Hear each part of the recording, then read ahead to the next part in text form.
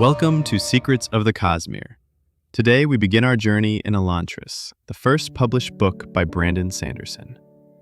Just a decade ago, Elantris was the shining center of the kingdom of Erelon. Its tall white stone towers gleamed under the sun, surrounded by fertile fields and protected by solid walls. Its inhabitants, the Elantrians, were considered living gods. They had the ability to heal wounds, create food, and perform miracles through complex magical symbols called aeons, which they drew in the air. The Shayad, a mysterious and sudden process, selected people at random. The chosen ones would awaken with silvery hair, glowing skin, and instant access to the power of the aeons. The Elantrians maintained the kingdom's prosperity, ensuring well-being and abundance for all. However, without warning, the Shayad changed its nature. What was once a gift transformed into a curse. Those affected by the new Shayad saw their skin turn gray and cracked, their hair fell out, and their bodies were trapped in an immortal state of constant suffering. They could neither heal nor die.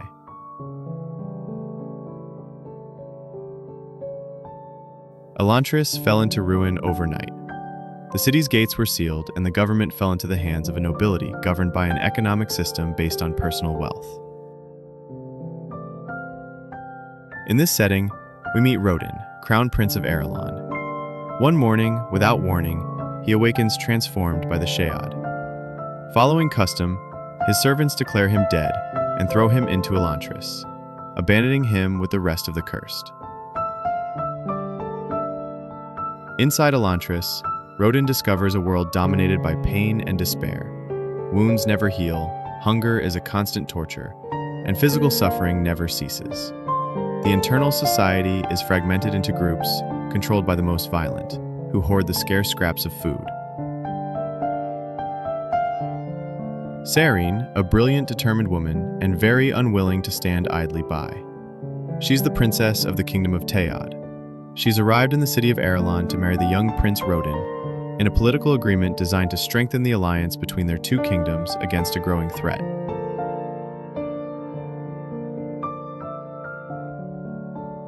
But upon setting foot in the city, she receives devastating news. Raoden is dead. However, due to a clause in the marriage contract, she is legally considered his widow. Far from leaving the city, Sarene decides to stay in Kay, the capital of Erelon. She begins to move with ease among the court nobles, but soon discovers a corrupt nobility, where its king Raoden is obsessed with wealth as a measure of power.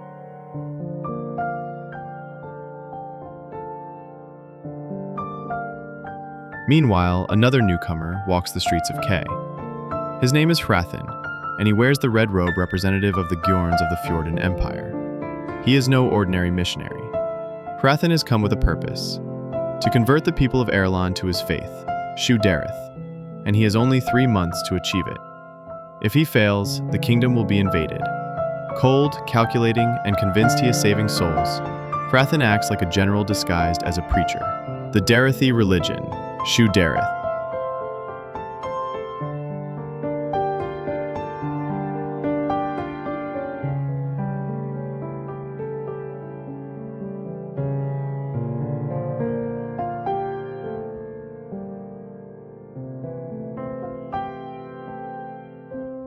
Inside Elantris, Raoden finds a bleak landscape. The inhabitants wander the streets in a constant state of suffering. Wounds, no matter how small, never heal, and the pain remains eternal.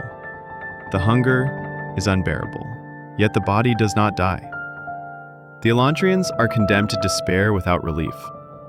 The society within Elantris has fragmented into factions. 3 gangs dominate the city. That of Sheor, a Go completely consumed by madness. That of Karada, a strong woman who leads a group of women and children trying to survive.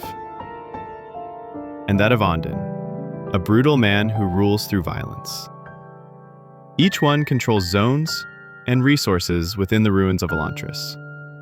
Raoden, instead of giving up, decides to try to understand the nature of his curse and that of the city. He begins to organize the most desperate, distributes food, cleans the streets, and tries to restore hope.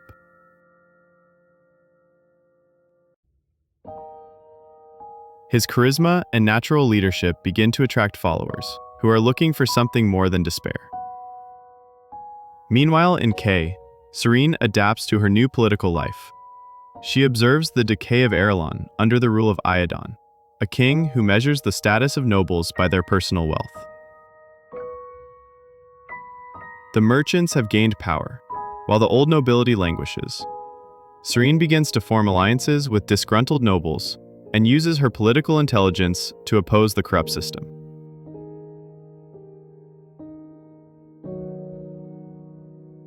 On the other hand, Hrathen moves forward with his conversion plan.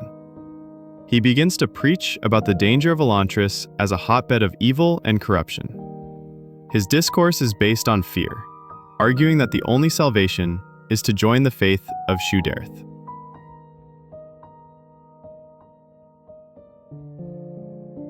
Little by little, he begins to win the favor of insecure citizens and some nobles.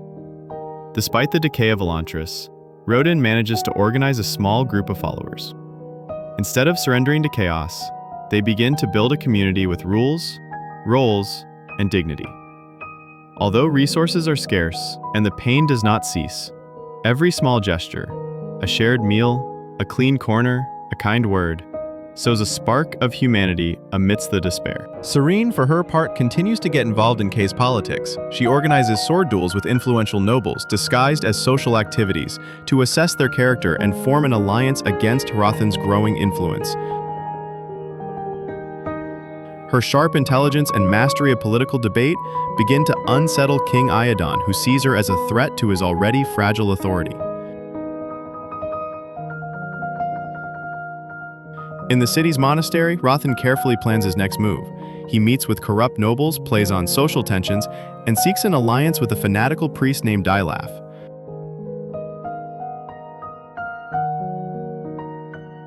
Hrathen, though disciplined and pragmatic, begins to see how personal emotions and doubts threaten his divine mission.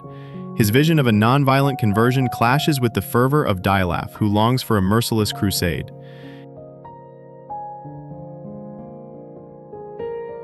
Inside Elantris, Raoden finds strange drawings on the stone walls, remnants of an era before the fall. He begins to study them carefully and discovers they are incomplete symbols that might have some connection to the lost power. Although he cannot activate them, he secretly records every finding, suspecting that the key to restoring the city might be hidden in these forgotten fragments.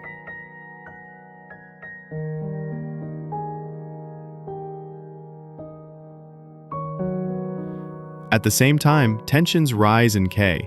Sarene attends a public ceremony where Iadon tries to reaffirm his power with pomp and wealth, but his gestures ring hollow in the face of general discontent. The nobility begins to fracture, and some start to see an alternative leadership figure in Sarene.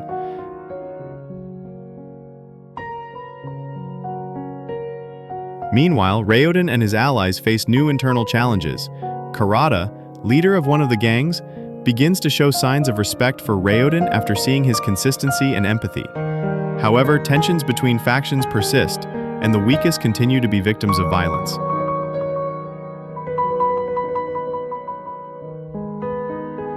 And then, one night, Raoden observes as one of the symbols he has been studying begins to glow faintly.